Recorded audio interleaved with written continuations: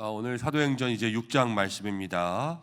믿음의 지혜, 이제 갈등을 해결하고 갈등 가운데 성장하는 그러한 이야기 함께 나누겠습니다. 어제는 아나니아와 삽비라 이야기가 나왔습니다. 그래서 교회가 두려움 가운데 믿음이 깨끗해지면서 하나님께서 그 교회를 더욱더 번성하게 성장하게 하시는 것을 보게 됩니다. 그 이후의 말씀 가운데는 이제 사도들에게 권능이 더 임하면서 베드로 같은 이는 지나가면서 이제 그림자만 스쳐도 병든 자가 나았다 할 정도로 그렇게 능력이 충만해졌습니다. 그렇게 능력이 충만하고 초대 교회 그리스도인들이 점점 더 번성하기 시작하자 누가 박해했냐면 유대교, 이제 예수님을 믿지 않는 유대인들이 점점 더 핍박이 거세지게 되겠죠. 그래서 사도들에게 다 핍박하고 박해하면서 예수의 이름을 증거하지 말라 이렇게 이야기했는데, 사도들은 그것까지도 마음 가운데 기쁨으로 여기면서 더 예수님을 깊이 증거하는 그러한 모습들을 계속해서 기록해주고 있습니다. 그 이후에 사도행전 6장이 시작되는데, 이제 사도행전 6장에는 초대 교회 가운데 이제 내적인 문제들이 생겼습니다. 서로 구제해주고 도와주고, 초대교회는 이제 서로를 내 것을 내 것이라고 하지 않고 다 필요에 따라서 나눠줬잖아요. 근데 그렇게 서로 도와주는 일 속에서 누군가 조금 소홀해지는 그러한 일들이 생기는 것을 보게 돼요. 많은 사람들이 그렇게 이야기합니다. 교회도 어쩔 수 없는 사람의 모임이라 그 가운데는 여러 가지 문제도 있고 어려움도 있다. 교회가 외부에서도 박해가 있고 내부에서도 갈등도 있고, 이 교회는 어쨌든 그냥 죄 많은 사람들의 존재이기 때문에 완전할 수 없고 초대교회도 완전할 수 없다 이렇게 이야기합니다. 맞습니다. 교회는 완전할 수 없고 저와 여러분들도 완전하지 않습니다. 그렇지만 사도행전이 이야기하는 것은 무엇이냐면, 완전하지 않은 교회가 하나님이 주시는 지혜로 그 문제를 해결하는 거예요. 그냥 문제만 있고 끝나는 것이 아니라 사도행전에 있는 이 초기 교회 기독교는요, 여러 가지 문제 외부에서 오는 문제도 믿음의 힘으로 이기고 내부에서 일어나는 문제도 믿음의 힘으로 점점 해결해 나가는 거예요. 그게 사도행전의 교회가 커가는 모습인 거죠. 우리의 교회 가운데도 똑같습니다. 우리 교회도 이 외부 환경에 대한 문제가 있을 수 있고요, 내부에 이제 성도들끼리의 갈등도 있을 수 있습니다. 근데 이 모든 것들도 하나님이 주시는 지혜, 그 믿음의 힘으로 능히 해결할 수 있는 문제들이고요, 개인의 삶에 이 교회된 성전된 개인도 똑같습니다. 여러분도 다 모든 외부의 문제들이 있을 수 있습니다. 때로는 누가 생명을 위협할 수도 있고, 건강의 문제가 있을 수도 있고, 돈의 문제가 있을 수도 있고, 자녀의 문제가 있을 수도 있고, 이거 외부의 문제가 있을 수 있고요, 외부의 문제가 있으면서 내적인 갈등이 찾아올 때가 있어요. 교회 다녀도 아무 소용없네. 이런 믿음의 마음들이 내 속에서 계속 나를 흔들고, 이 마음이 뜨거워지지 않고 뭔가 밍밍하면서 교회를 나와도 마음이 분열되고, 내가 교회에 나와 있는 시간이나 집에 있는 시간이나 뭐 별반 다르지도 않네 그러면서 굳이 예배에 대한 필요를 느끼지 못하면서 이 마음이 냉랭해져 갈 때, 그러한 모든 삶의 문제를 뭐가 이기냐? 이 믿음의 힘으로 이길 수 있다는 것을 사도행전이 우리에게 보여주고 있는 거죠. 오늘 이 교회 가운데 있는 이런 내부적인 문제들, 이것이 우리 교회 속에서도 해결될 수 있는 은혜가 있기를 소망하고, 우리 개인의 마음 가운데서도 어떤 내부적인 갈등들, 이 내면의 갈등들이 있다면 그것도 이 말씀을 통하여서 해결되고 믿음으로 이길 수 있는 그러한 은혜가 있기를 간절히 소망합니다. 오늘 말씀을 보면 1절과 2절 말씀 가운데 이러고 있습니다. 그때에 제자가 더 많아졌는데 헬라파 유대인들이 자기의 과부들이 매일의 구제에 빠짐으로 히브리파 사람들을 원망했습니다. 근데 2절 말씀 가운데 보니까 12사도가 모든 제자를 불러 이르되 우리가 하나님의 말씀을 제쳐놓고 접대를 일삼는 것이 마땅하지 아니하다 그랬습니다. 1절에 나오는 그때라는 것은, 이 그때는 사도들이 핍박을 받고 있던 그때예요. 사도들이 공회에 잡혀가서 예수 이름으로 증거하지 말라 이렇게 위협받고 핍박받고 있는 그때의 제자가 더 많아졌어요. 믿는 사람이 더 많아지고 교회의 수가 더 많아진다는 거죠. 여러분, 우리 교회에도 믿는 자의 수의 무리가 더 많아지고 여러분 개인의 심령 가운데도 믿음의 역사가 더 많아지기를 축복합니다. 교회에 사람들이 더 많아지잖아요. 그러면은 좋은 것들도 많이 있지만 좋지 않은 것들도 생겨납니다. 일단 그 각오를 하셔야 돼요. 여러분 대부분 아이를 낳아 키워보셨을 겁니다. 아이를 낳아 키우는 거 쉽지 않죠. 육아라는 문제는 현실의 문제라서 아이를 하나 낳아서 키울 때 많은 수고가 필요합니다. 아이를 하나 낳았을 때에 엄마가 가정이 드는 수고를 100이라고 해보겠습니다. 그럼 아이를 둘 낳으면 그 수고가 200이 되나요? 더 커지죠? 200보다. 쌍둥이를 낳았다고 해보겠습니다. 그러면 200이 아니라 400 되겠죠? 엄마는 혼자인데 점점 돌봐야 되는 손들이 많아지는 거 아니겠습니까? 여러분, 교회가 부흥한다는 건 똑같이 생각하셔야 돼요. 그리고 초대교회가 갑자기 부흥했다는 것은 한 번에 아이를 하나 낳는 게 아니라 두 쌍둥이, 세 쌍둥이를 낳는 거예요. 초대교회가. 그러면서 그 속에서 여러 가지 교회가 수고해야 될 일이 생겨요. 많이 섬겨야 될 그러한 일들이 여기에 있다라는 거죠. 신경 쓸 일이 더 많아집니다. 그렇게 해서 이 교회가 수고해야지만 그 일들을 감당할 수 있는 거예요. 여러분, 우리 교회도 어떻게 보면은 2024년, 2025년 이제 코로나 끝나고 지나가면서 하나님께서 생명의 복들을 많이 주셨어요. 교회 가운데 새로 오시는 분들도 많이 있고 또 매주 등록하시는 분들도 있고 그러면서 이 말씀의 자리 가운데 나오는데 어떻게 보면 우리들에게도 하나님께서 아이를 하나 주시고 아이를 둘 주시고 아이를 셋 주시고 그러는 거예요. 매일매일 생명을 주시는 거죠. 여러분, 그렇다라는 것은 그 속에서 우리가 조금 더 힘쓰고 조금 더 애써야 될 그러한 일들이 생긴다라는 것을 생각할 수가 있습니다. 특별히 올 한 해 여러분 목장과 또 우리 기관에서 많은 영혼들을 품을 수 있는 그러한 노력이 있기를 축복합니다. 목장을 통하여서 교회에 등록한 성도님들이 이제 하나의 소속감을 느끼고 공동체를 만들고 기관을 통하여서 그곳에서 신앙생활에 혼자 있으면 힘들다 그랬잖아요.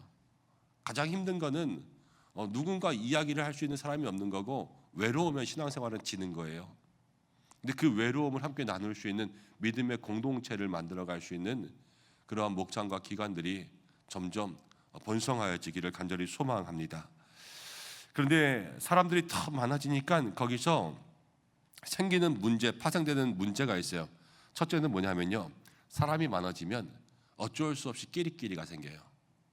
오늘도 여기 보니까는 처음에 들어올 때는요 다 들어와서 너도 나도 한 가족 돼서 살았는데 조금 지나니까 헬라파, 유대인파 이렇게 나눠졌어요. 과부들끼리도 그렇게 나눠진 거예요. 근데 어쩔 수 없어요. 이거는 여러분, 우리도 어디를 가잖아요.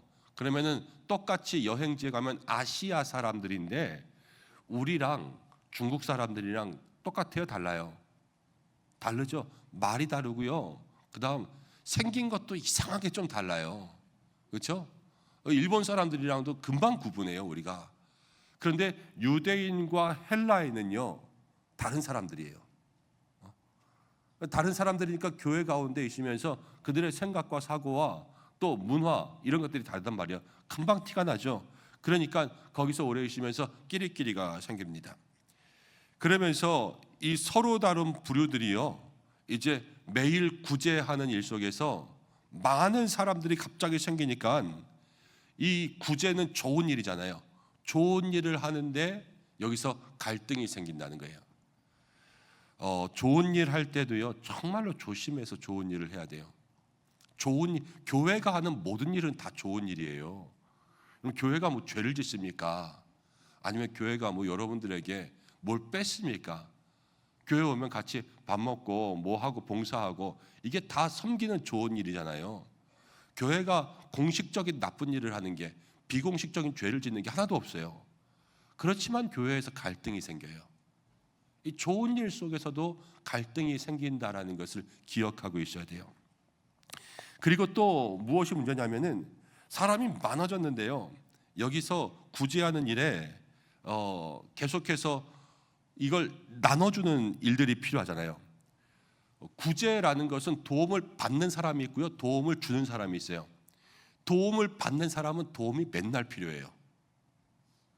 도움을 주는 사람은요, 자기의 생계도 있고 생업도 있고 또 자기의 삶을 쪼개서 그렇게 하다 보니까 매일 도움을 줄 수 없을 때가 있어요.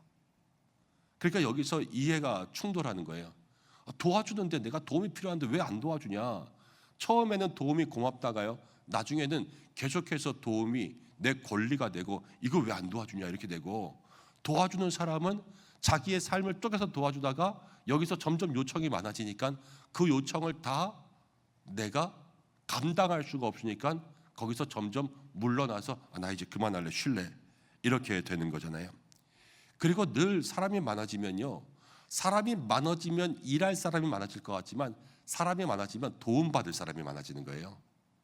늘 소수에게 막 하는 일들이 부과되는 그러한 문제가 생긴다라는 거죠. 여러분, 이런 문제가 생겨요. 그럼 그 문제를 해결할 수 있는 사람이 누군지 아세요? 오늘 여기서 보니까 12사도가 이제 사람들을 다 불러 모았어요. 제자니까 그렇게 했겠지라는 생각도 할 수 있지만 저는 그렇게 생각해요. 어떤 책을 읽다 보니까 한 목사님 이야기가 나오는데, 이제 나이가 많으신 목사님이 이렇게 숲에서 산책을 하다가 큰 나무가 한 그루 고목이 돼서 이렇게 시들어 있는데 그 나무 사이에 이만한 그 옹이 아시죠? 옹이가 이만큼 뚫려 있는 것을 보았대요. 그 목사님이 그 나무 앞에 가서 이랬다고 합니다. 나무야, 너는 목회도 안 하는데 왜 그렇게 속이 상했냐, 이렇게 이야기했다는 거예요. 목회가 그렇죠, 여러분. 근데 이 목회라는 것을 저는 그렇게 생각해요. 제가 여기 계신 성도님들보다 또 연소하기도 하고 또 젊기도 하지만 그래도 목회는 교회를 향한 어떤 아버지의 마음이 있어야 되지 않은가라는 그러한 생각을 해요. 여러분, 자녀들 키우면서 부모님들의 마음이 어떤지 아세요? 속상해하고 있는 자녀보다 속상해하고 있는 자녀를 보는 부모 마음이 더 찢어져요. 그렇죠? 대학을 갔어요. 대학을 갔는데 대학 시험에 떨어졌단 말이에요. 그러면은 자녀가 20살이에요. 대학 떨어졌다고 이 자녀가 괴로워하고 있으면 그걸 보는 엄마는 그래요. 내가 저거 임신했을 때 고기를 못 먹어가지고 저게 머리가 좀 안 좋은가. 대학 갈 때 20살이라니까요. 그런데 20년 전에 애가 내가 혹시 고기를 못 먹어서 지가 20년 동안 먹었으면 됐지.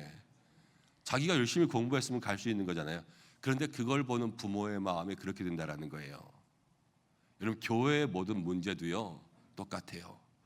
교회에 문제가 일어날 수 있어요. 그런데 그 문제를 가지고 원망하는 사람은 문제를 해결할 수가 없어요.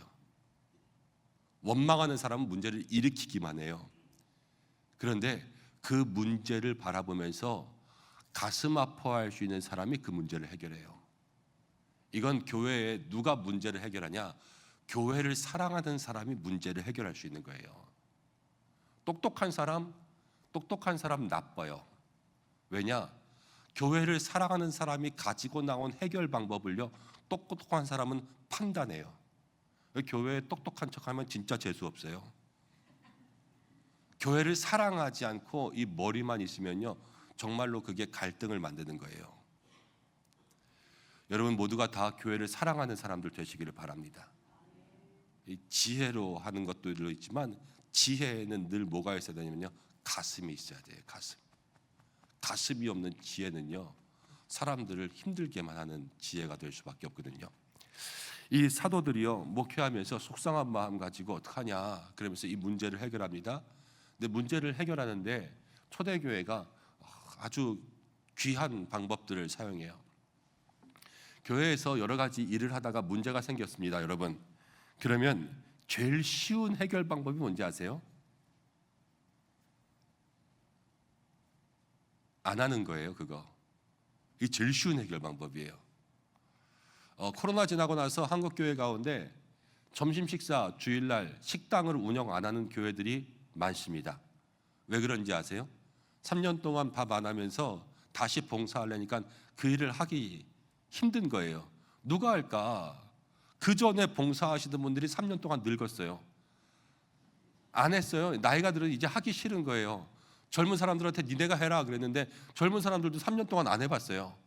그러다가 할래니까 어떻게 할지도 모르겠고 서로 마음속에 안 하려는 거예요. 그것 때문에 재직회 공동회에 투표하는 교회도 있어요. 근데 그러면은 가장 쉬운 방법은요, 하지 말자예요. 그냥 하지 말자. 이 중단하는 게 제일 쉬운 방법인데요, 지금도 여기서 본질은 뒤에 나오지만 기도와 말씀 사이의 교회의 본질이란 말이에요. 구제가 복음의 전부가 될 수 없어요. 그렇지만 이 구제하는 일이 말씀과 기도의 부라고 해도 이것들을 야 그러면 그냥 뭐 돈 나눠주고 그냥 끝내, 그냥 각자 알아서 살라 그래, 이렇게 하는 것이 아니라 이거를 해결할 수 있는, 중단하지 않고 갈 수 있는 방법이 있단 말이에요. 그리고 두 번째는요, 세상이 하는 방법을 보면 돼요. 사고가 났어요. 사고 나면은 그 사고를 처리하는 것들도 중요한데 세상에서 가장 많이 하는 방법이요, 책임자를 찾아내는 거예요. 이 책임자를 무조건 다 그냥 탈탈 털어버려요. 그래서 네 책임이다 그러는 거죠. 우리 책임 아니다. 그런데 초대교회는요, 책임을 따지지 않아요. 누구의 탓으로 전가하지 않고 이걸 우리가 다 해결하자, 그래서 이야기합니다. 그리고 적극적으로 빨리 그 일에 대처해서 해결하면서 우선순위를 잘 결정하는데, 우선순위가 뭐냐면 사도들이요, 우리가 말씀을 제쳐놓고 계속해서 구제만 하는 게 맞지 않다 그러면서 이제 그 일들을 해결할 수 있는 방안으로 7사람을 뽑는 거예요. 우리 교회도 12월 달에 차량 봉사할 수 있는 봉사자들을 같이 모집했죠. 그런데 많은 분들이 다 바쁘고 또 봉사하고 있는 분들도 지금 많고, 이제 어떤 일정 공동체 가운데 늘 봉사에 여유가 있을 수 있는 수는 사실 비슷하거든요. 그러니까는 어떻게 보면은 많은 일들에 이미 적임자들은 다 쓰고 있는 거예요. 그러다 보니까 급한 일이 생겼을 때가 어려워요. 급한 일이 생기면은 그 일들을 감당할 수가 없을 때가 있어요. 그러면 누가 하냐? 목사님들이 다 움직이는 거지. 차량 운행 같은 경우도 뭐 그날 설교가 있고 뭐 그날 무슨 순서가 있고 그래도 당장 사람이 없으면 급하면 그냥 목사님이 처물고 나가는 거예요. 그래서 누구 모셔다 드리고 또 누구 데리고 오고 그러면서, 근데 그러한 일들을 바라보면서 여기에 한두 번은 괜찮아요.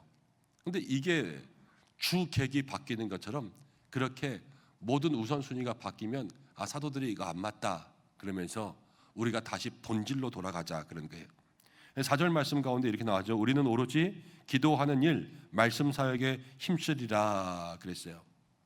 이 사도들의 능력의 통로가 뭐였냐면 성령이 내려오는 통로가 기도였죠. 그리고 초대교회가 믿음을 가질 수 있었던 게 사도들의 가르침이 있었죠. 이 두 개를 놓치고 있으니까 교회가 힘을 잃는다 생각한 거예요. 그래서 이거를 다시 마음속에 꼭 붙들어 맸어요. 여러분, 저도 오늘 이 말씀을 통하여서 이 한 해에 기도하는 일과 말씀 사역에 더 깊이 나아가야 되겠다 생각합니다. 함께 중보해 주시는 성도님들 되시기를 축복합니다. 그리고 여러분들에게도 마찬가지입니다. 이게 사도들에 대한 이야기만이 아니라 우리들의 신앙도 똑같습니다. 제가 늘 교회 가운데 말씀드리는 것, 여러분들의 문제가 회복될 때에는 영적인 문제가 회복돼야지만 끝나는 거다 그랬어요. 내가 돈 없어서 일하느라고 교회 못 나왔다 그러면 돈 많이 벌어야 문제가 해결되는 게 아니라 내가 주님 앞에 예배로 나와야지만 문제가 해결되는 거다 그랬거든요. 우리의 모든 영적인 삶도 똑같아요.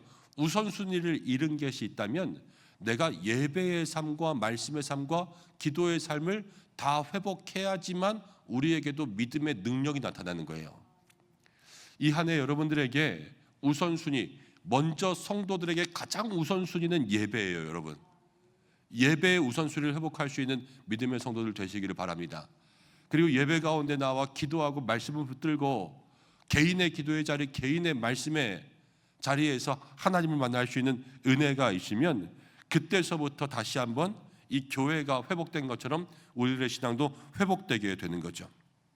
그래서 사람들이 이제 7집사라고 하는 사람을 뽑았습니다.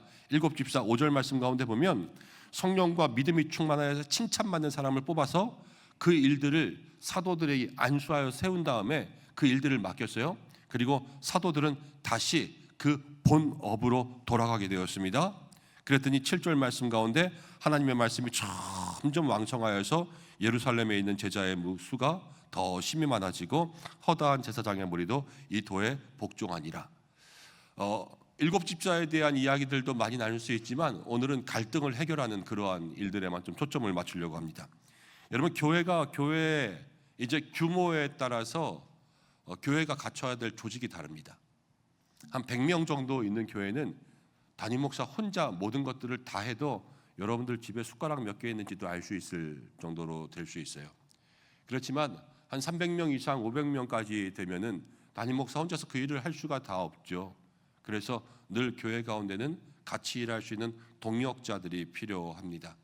그리고 그분들도 또 혼자서 그 일들을 감당할 수가 없으니까 여러 가지 봉사와 섬기는 리더들이 필요합니다. 한 1000명 되는 교회들에서는 정말로 조직이 필요합니다. 거기는 시스템이 움직여야지만 그 공동체를 이끌어갈 수 있고 한 사람으로서만은 그 모든 것들을 다 해결할 수가 없죠. 그런데 우리가 100명에서 1000명으로 움직인다고 할 때 목사님 혼자 옛날에 다 했는데 뭐 이게 조금 더 많아졌다고 해서 목사님 혼자 다 하십시오. 뭐 이거 못 하겠습니까?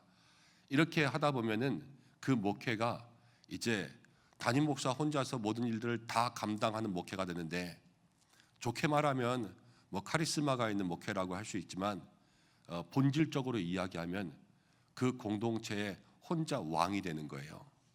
독단적 목회, 제왕적 목회를 하면 교회는 거기서 끝나요. 황제 목회라고 하거든요. 자기가 모든 것들을 다 주관하고 뭐 교회 재정, 일, 결정, 사람 모든 권한을 자기가 다 쥐고 있는 거죠. 그러면 거기서부터 교회는 기울어지기 시작하고 잘못 가기 시작하는 거예요. 그래서 목회자들은 교회가 많이 커질수록 권력을 내려놔야 돼요. 다른 사람들한테 같이 맡기고 세우신 장로님들과 또 다른 분들에게 점점 그 권한들을 나누어 주어서 점점 내가 할 수 있는 일을 줄여가고 남이 할 수 있는 일이 많아져야지 교회가 더 건강해지는 거죠. 여러분, 우리 교회도 그럴 때가 이제 필요합니다. 이제 점점 하나님께서 또 우리 교회를 이 70주년을 바라보면서 늘 머물러 있는 교회가 아니라 이제 다시 한번 새롭게 하시기를 간절히 소망하는데, 그러기 위해선 모든 조직들, 목장, 또 기관, 우리 위원회 이런 사역들이 우리가 생각하고 있는 이 규모보다는 늘 조금씩 더 커야 돼요. 이 말이 무슨 말이냐면 5살짜리 애한테 딱 맞는 옷을 사줄 수는 없잖아요. 왜냐? 크니까. 그렇죠? 그래서 조금 더 큰 옷을 사주는 거예요. 교회도요, 늘 모든 일을 할 때 지금 우리가 요만큼 있으니까 요 정도 일을 하면 돼, 이게 아니에요. 교회도 늘 하나님 부어주실 은혜를 생각하면서 조금 더 그릇을 크게 만들어놔야지만 그 공동체에 그 일이 부어졌을 때마다 그것을 감당하고도 넉넉히 이기는 여유가 있는 거예요. 교회 조직을 만들 때도 늘 500명이면 500명보다 조금 더 큰, 뭐 1000명이면 1000명보다 조금 더 큰, 교회에 무슨 규칙을 만들 때도 조금 더 미래를 내려다보면서 그런 일들을 만들 때 이제 하나님께서 그것을 통하여서 우리 교회에 그릇만큼 부어주잖아요. 귀한 영혼들을 부어주셔서 또 함께 부흥하는 교회 가운데 여러분들이 신앙생활 하게 하실 줄로 믿습니다. 한 가지 이야기하고 말씀 정리하려고 합니다. 걸리버 여행기라는 책을 보면 여러분들 다 들어보셨죠? 이 걸리버가 여행을 하다가 파선을 해서 한 섬에 들어가게 되는데 그 첫 번째 섬이 소인국입니다. 난쟁이들이 있는 그 섬에 들어가게 돼요. 릴리퍼스라는 섬이었는데 여기에는 그 난쟁이들이 있었고 그 옆에는 블레푸스쿠라는 섬이 또 있었는데 거기도 난쟁이가 있었어요. 근데 이 두 섬이 왜 이렇게 나누어졌냐? 처음에는 한 섬이었는데 거기에 왕자가 계란을 늘 먹는데 계란을 이렇게 길쭉하게 생겼잖아요. 옆을 깨서 먹다가 그 깨서 먹는 것을 잘못해서 손을 다쳤어요. 그래서 나라에 법을 세웠어요. 계란을 옆을 깨지 말고 누워서 뾰족한 데를 깨라. 그런데 그렇게 깨서 먹는 걸 싫어하는 사람들이 반란을 일으켰고요. 그 반란을 일으킨 사람들이 나라를 만들어서 다른 섬으로 가가지고요, 다른 나라를 만들어서 두 나라의 계란 깨먹는 것 때문에 전쟁까지 했어요. 말도 안 되지요. 걸리버가 그래서 그 나라들을 가지고 본질은 계란을 먹는 거지 본질은 계란을 깨는 게 아니다 그랬어요. 그런데 두 나라가 화해했을까 안 했을까요? 결국 화해 안 했어요. 이 말은 뭐냐? 여러분, 우리가 잘못된 것들, 비본질적인 문제가 우리 가운데 들어와서 거기에 마음 쓰기 시작하잖아요. 본질을 회복하는 게 그렇게 어렵다라는 거예요. 봉사하다 시험 빠져서 아니야, 내가 봉사보다 정말로 기도와 말씀이 우선이지 라고 생각해도 말씀과 기도로 돌아가는 것보다 그 내가 마음 상하고 기분 나빠했던 그 일에 우리의 마음을 더 많이 쏟을 수밖에 없게 돼 있다는 거예요, 사람이. 그래서 늘 마음속에 기억해야 될 것은 정말로 내가 지금 고민하고 갈등하고 있는 문제가 나의 신앙생활을 새롭게 할 수 있는 본질적인 문제인가? 이것들을 마음속에 기억하고 생각하지 않으면 여러분들 늘 본질을 벗어난 문제 가운데 쫓아다닐 수밖에 없고요. 거기에 끌려다니다 보면은 본질이 탈탈탈탈 끌려다니는 거예요. 그래서 봉사하면서 예배와 기도가 다 끌려다니고 시험 들어서 거기에 말씀과 기도가 다 끌려다니고 나의 마음 상한 곳에 거기에 신경 쓰느라고 내가 붙잡아야 될 말씀과 기도를 놓치게 되는 것이죠. 여러분, 이 한 해 우리의 마음속에 정말로 중요한 것은 예수님을 붙잡을 수 있는 그 믿음의 본질을 회복하는 것이 있어야 될 줄로 믿습니다. 내 신앙생활에 중요한 것이 무엇인가 그것들을 마음속에 기억하고 그것을 붙들기 위해서 애쓰고, 그리고 아까 제가 말씀드린 거였어요. 문제를 해결하는 가장 쉬운 방법은 안 하는 거라 그랬어요. 그렇죠? 근데 초대교회가 그렇게 해결했어요, 안 했어요? 초대교회는 그렇게 해결하지 않았어요. 여러분들이 제일 많이 하는 방법이 뭔지 아세요? 봉사하다가 시험 들었어요. 그러면은 목사님 드릴 말씀이 있어요. 그러면서 그 일을 안 하겠다는 거예요. 그렇죠? 성도들 100이면 100 다 문제를 그렇게 해결해요. 그런데 초대교회는 그렇게 해결하지 않는다는 거예요. 그 일을 행하기 위한 예배와 기도와 말씀의 본질을 붙잡으면서 심령을 회복하고 그 문제를 극복할 수 있는 그러한 일을 행하는 거예요. 우리는 문제를 피하면서 살아올 때가 많잖아요. 그렇지만 교회는 갈등 속에서 문제를 넘어간다고요. 이 한 해 사랑하는 성도들, 그러한 은혜 누리기를 간절히 소망합니다. 그때 우리 교회, 우리 심령에 하나님의 역사가 임하게 될 줄로 믿습니다.